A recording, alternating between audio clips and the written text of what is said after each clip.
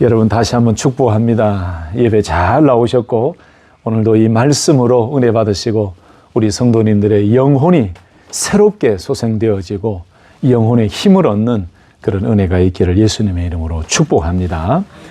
오늘 저는 감춰졌던 비밀, 나타난 비밀 예수 그리스도라는 제목으로 말씀을 전하려고 합니다.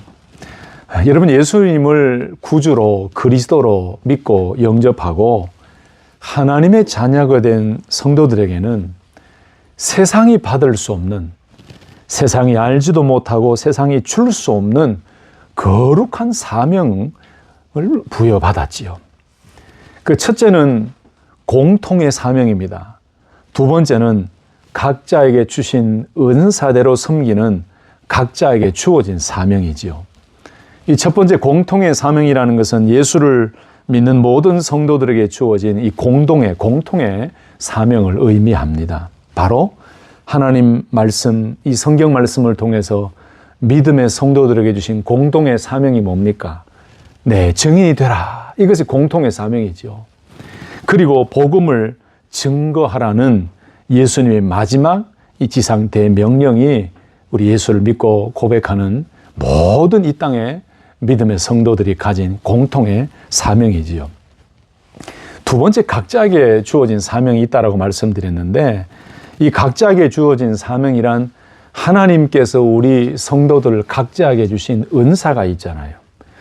하나님에 의해, 성령에 의해 주어진 그 은사대로 교회 안에서나 교회 밖에서나 주의 몸된 교회를 위해서, 하나님의 영광을 위해서, 교회와 사람들, 성도들을 위해서 해야 될 각자의 사명을 가리키는 거지요.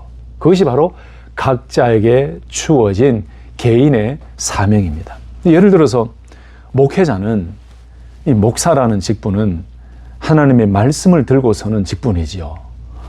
또 선교사는 특별히 해외로 나아가서 복음을 전하며 교회를 세우고 하나님의 나라를 확장시키고 영혼 구원하는 사명, 그게 선교사의 사명이지요.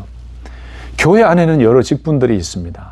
장로의 직분이 있고, 집사의 직분이 있고, 권사의 직분이 있고, 또 여러 사역의 봉사의 직분이 있고, 각 파트 사역팀마다 맡겨진 사역의 위치가 있습니다. 바로 이 은사에 의해 주어진 그 사명, 그 은사와 하나님 주신 그 능력을 가지고 자기에게 주신 그 위치에서 열심히 섬기는 것, 그것이 바로 각자에게 주어진 사명을 가지고 섬기는 것이죠.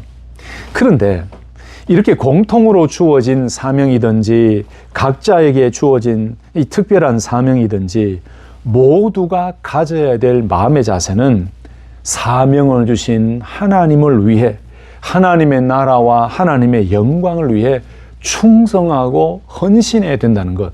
여러분, 이것은 우리 모두가 생각해야 될 공통의 생각입니다. 자기에게 주어진 사명에 열심히 하기만 하면은 나중에 여러분 열매를 다 맺게 되어 있어요. 목사는 목사의 사명을 최선을 다해 감당하고 충성하고, 장로는 장로의 사명을 감당하고, 집사는 집사대로, 권사는 권사대로, 또 교회의 각 사역팀에서 맡겨주신 그 위치에서 자기에게 주어진 은사대로의 사명에 집중해서 그 사명을 열심히 감당하다 보면요, 그 작은 것들이 모여서 아름다운 열매가 맺혀지고 주의 몸된 교회는 건강하게 부흥하고 성장하게 될 줄로 믿습니다. 문제는 자기에게 주어진 이 사명에 집중하고 충성하고 열심을 내지 못한다는 게 문제예요. 제가 두 가지를 말씀드렸잖아요. 첫 번째는 우리 믿음의 성도들에게 공통의 사명이 있다고 그랬잖아요. 증인의 사명, 복음을 증거하는 사명. 이것은 우리 모두가 어디에서든 다 해야 되는 공통의 사명이에요. 그런데 이 각자에게 주어진 은사대로 섬기게 되는 이 직분과 사명, 어쨌든 이 모든 것에서 문제는 자기에게 주어진 사명에 충성하고 집중하고 열심을 내지 않고 다른 일에 관심을 가지고 때로는 선을 넘기 때문에 문제가 생기는 거예요. 아니, 내가 가진 사명, 나에게 주어진 그 직분에 집중하고 열심히 하지도 못하면서 우리는 흔히 이렇게 많이 넘보죠. 남이 잘하나 못하나 나에게 주어진 그 직분을 더 열심히 감당하고 충성되이 더 열정적으로 섬기면 그러면 되는 거예요. 근데 문제가 어디서 납니까? 자꾸 선을 넘어요, 이렇게. 그러니까 공동체 안에도 혼란이 생기고 분열이 생기고 가끔은 갈등이 생기죠.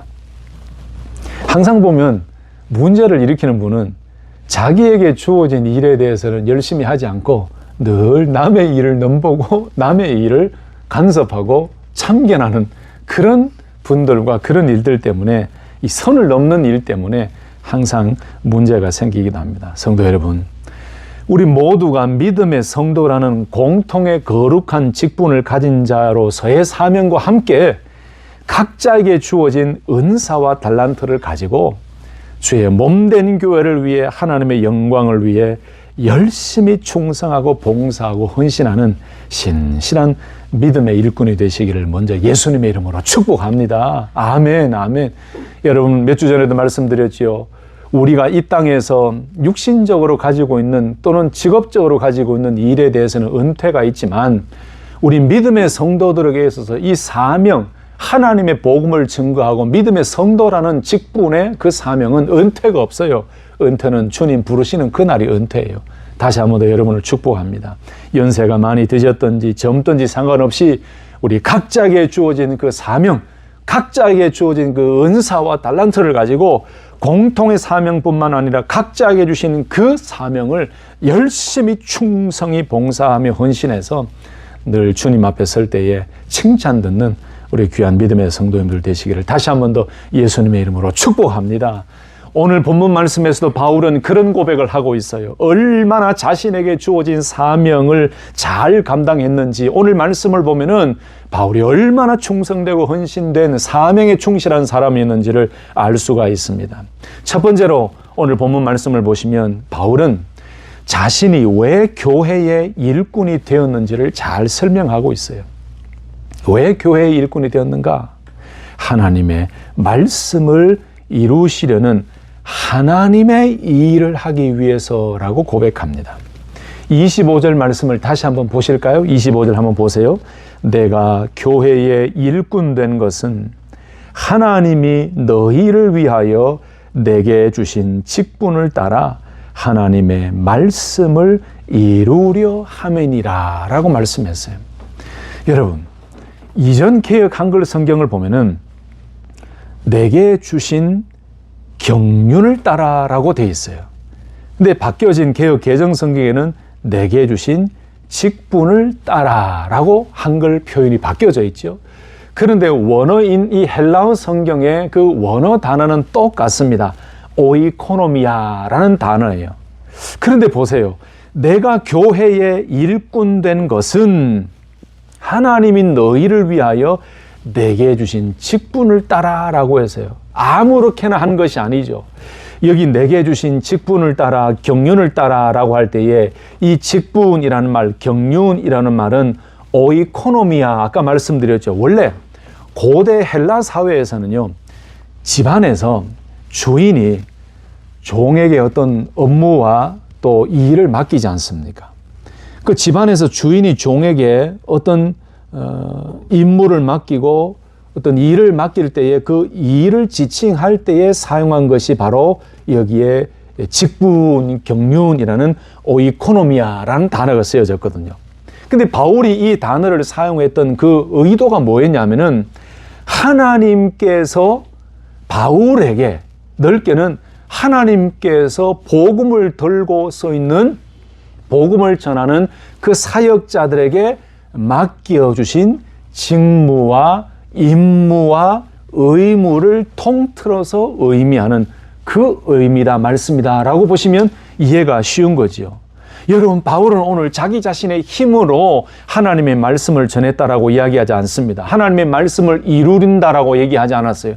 바울은 분명히 내가 교회의 일꾼 된 것은 하나님께서 너희를 위하여, 바로 골로새 교회 성도님들과 많은 영혼들을 위하여 내게 주신 직분을 따라 하나님께서 나에게 주신 그 복음 전파의 책임과 의무에 따라서 내가 복음을 전했습니다. 결국 그 복음 전함은 하나님의 말씀을 이루려 하기 위함이었습니다. 라고 고백했어요.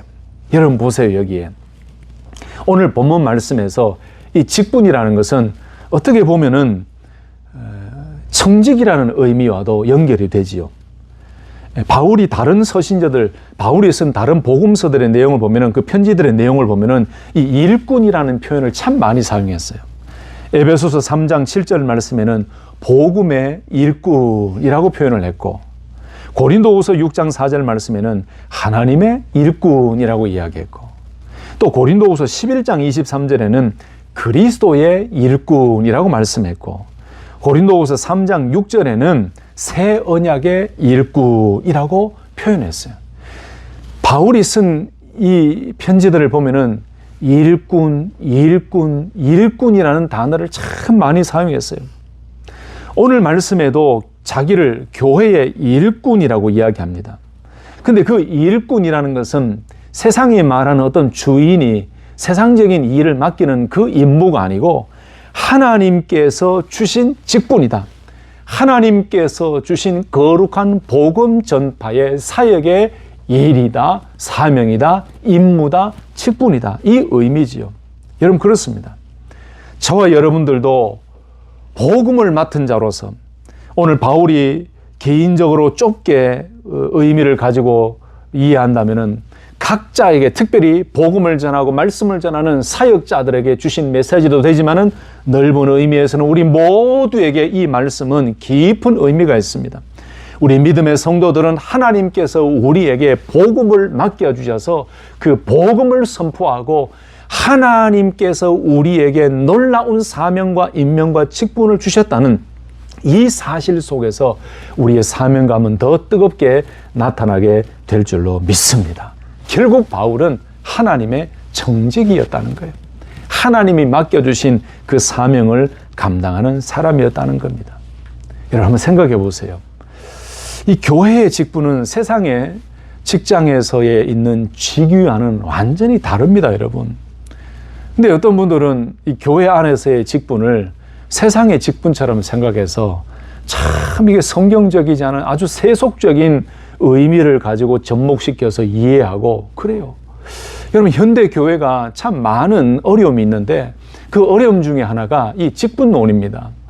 세상에 있는 그 직위를 가지고 교회에 있는 직분을 그대로 이해하고 접목시켜서 교회의 직분자들도 세상의 직장 생활하고 어떤 그룹에 속해 있는 어떤 일을 하는 세속적인 직위로 생각하니까 교회 안에 문제가 생기는 거예요.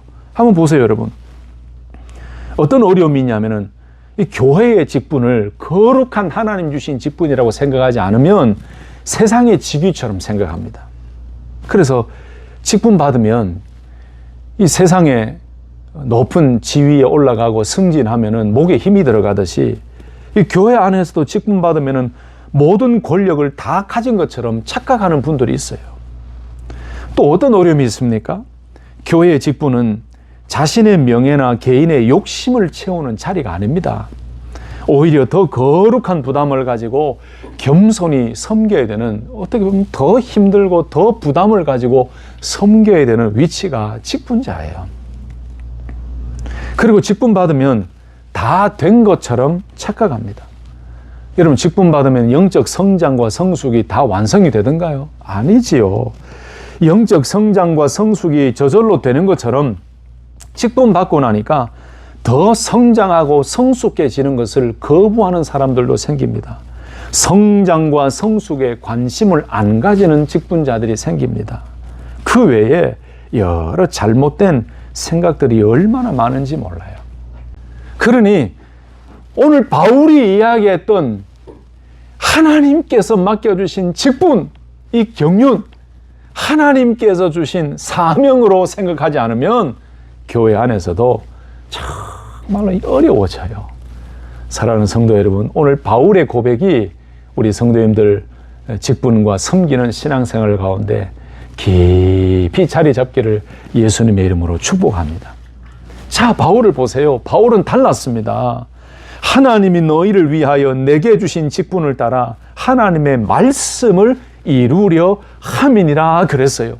바울이 직분을 가지고 교회를 섬긴 것은 하나님의 말씀을 이루려 함이니라. 이 이루려 함이니라 말씀은 완전하게 이루다, 충만하게 채우다, 그런 의미예요.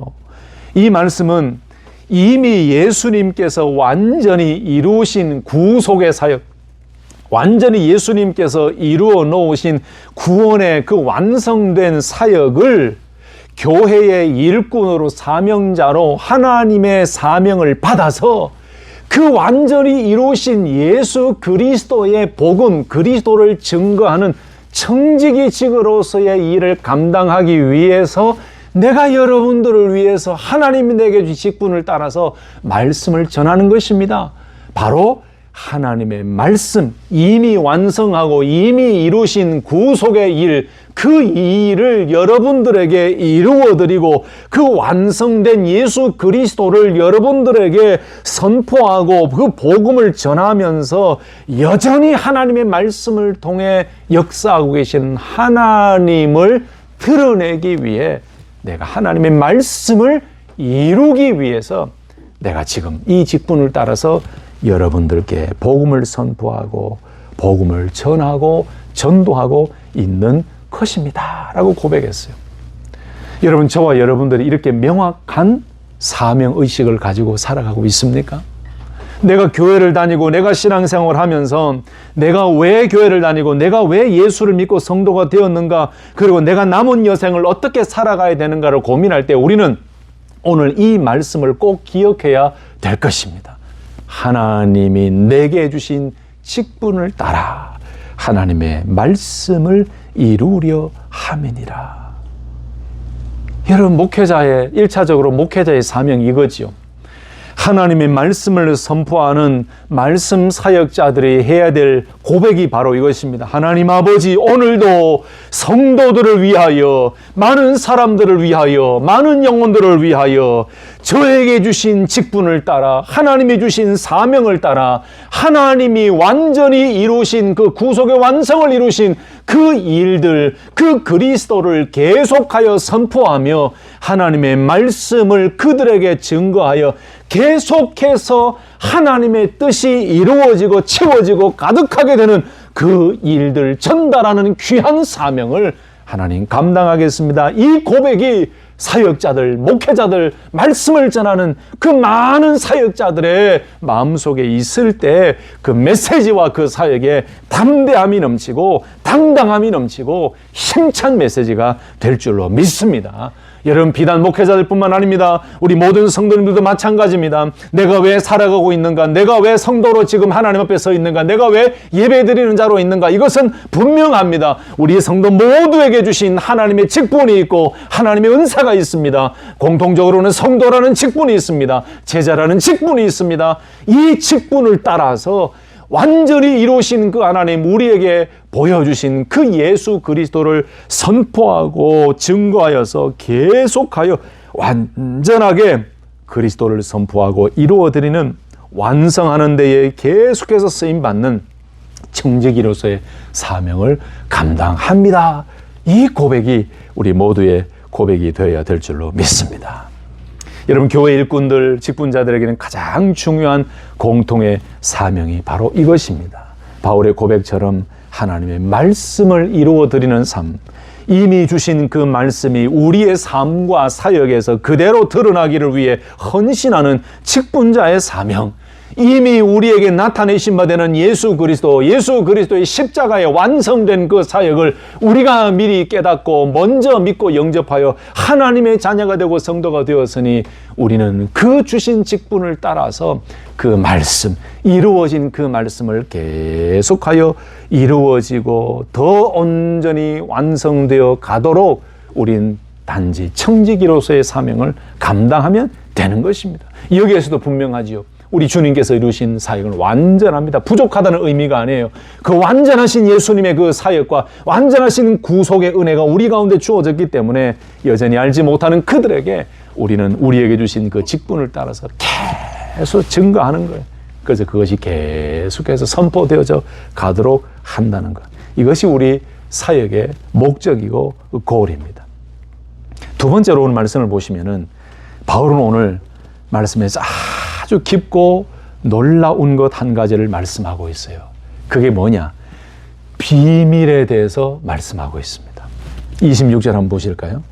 이 비밀은 만세와 만대로부터 감추어졌던 것인데 이제는 그의 성도들에게 나타났고. 이게 좀 중요한 단어들을 좀 보셔야 됩니다. 이 비밀은 감추어졌던 것인데 이제는 나타났고. 이게 참 구별이 확실하게 되지요. 여러분, 사도 바울은 자신이 교회의 일꾼이 된 것이 하나님의 말씀을 이루려 함이니라 라고 고백하면서 이 비밀을 전하기 위함이다 라고 추가적으로 설명하고 있어요. 그러면 여러분, 과연 이 비밀이 무엇이겠습니까? 이 비밀을 오늘 제대로 깨달을 때에 우리에게는 더 확신이 생기는 겁니다. 여러분, 신앙생활 하시면서 오늘까지 이 비밀이라는 말씀에 대해서 많이 들어보셨죠? 근데 이 비밀이 무엇인지 오늘 본문 말씀에 아주 명확하게 나와 있어요. 결론부터 말씀드리면 바울이 이야기했던 이 비밀은 바로 예수 그리스도를 의미합니다. 그 답이 어디 있습니까? 27절 하반절에 나와 있죠.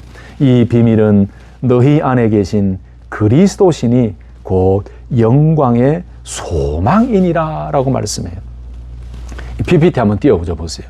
이런 비밀이라는 이 말씀에 헬라어 성경 보면은 미스테리온이라고 되어 있습니다. 영어에 미스테리라고 되어 있잖아요.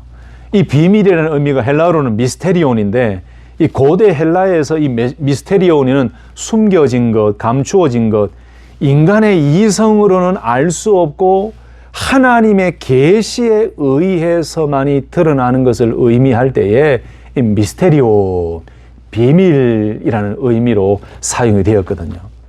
그러니까 이 비밀이라는 것은 하나님께서 예정하신 구원의 놀라운 계획을 의미하는 거예요.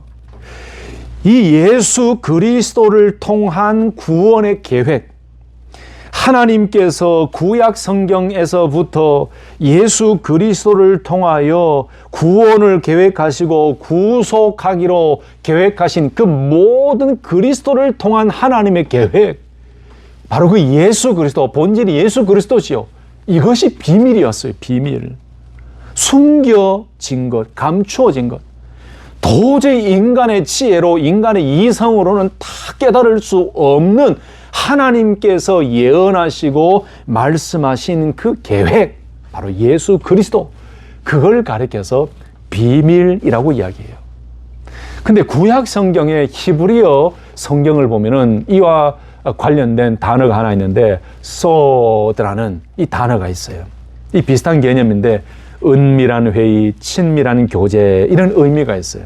예를 들어서 아모스 3장 7절에 보시면 주 여호와께서는 자기의 비밀을 그 종 선지자들에게 보이지 아니하시고는 결코 행하심이 없으시리라 라고 말씀해서, 여러분 이제 이해가 되시죠? 오늘 바울이 이야기했던 이 비밀, 감추어졌던 비밀, 그 비밀은 결국은 27절 하반절에 예수 그리스도시다라고 말씀했는데, 바로 하나님께서 예수 그리스도를 통하여 완성하기를 원하셨던 구원의 계획, 그 모든 구속의 사역의 계획과 의도와 뜻, 결국 그 일을 이루시기 위해서 이 땅의 메시아로 하나님의 아들 예수 그리스도를 이 땅에 보내시겠다고 하는 그 모든 하나님의 계획, 그 놀라운 감춰졌던 그것이 바로 하나님의 거룩한 비밀이었어요.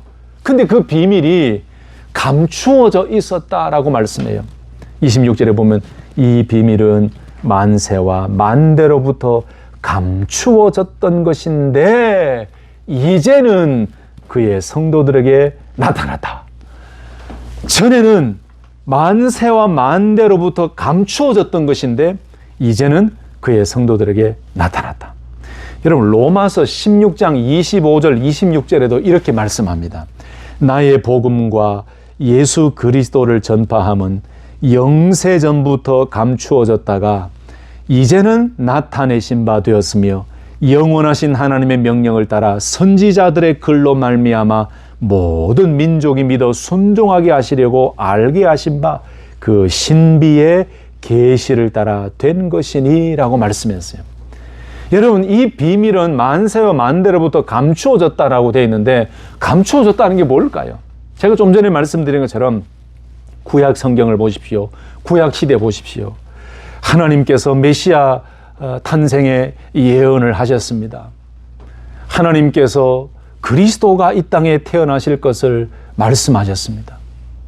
범죄하고 죄로 말미암아 하나님과 멀어져 있던 그 인간의 죄를 해결하기 위해서 하나님께서는 예수 그리스도 이 구세주를 예비하셨어요. 그래서 이 예언의 말씀을 주셨어요. 선지자들에게 이 예언의 말씀을 주셨고 구약 성경에 이 많은 메시아 예언이 포함되어 있습니다. 그런데 여러분 보십시오. 하나님께서 구약의 말씀을 통해서 때로는 예언자들과 선지자들에게 예언하셔서 선포하시고 예고하셨지만 이스라엘 백성이나 그때 그 사람의 지혜로는 완전히 다 이해할 수도 없고 또 예수님께서 그때는 완전히 드러나시지 않으셨지요. 도저히 사람의 이성으로는 깨달을 수도 없고 아직까지 하나님의 그 비밀이 완성되지 않았기 때문에 감추어져 있었어요.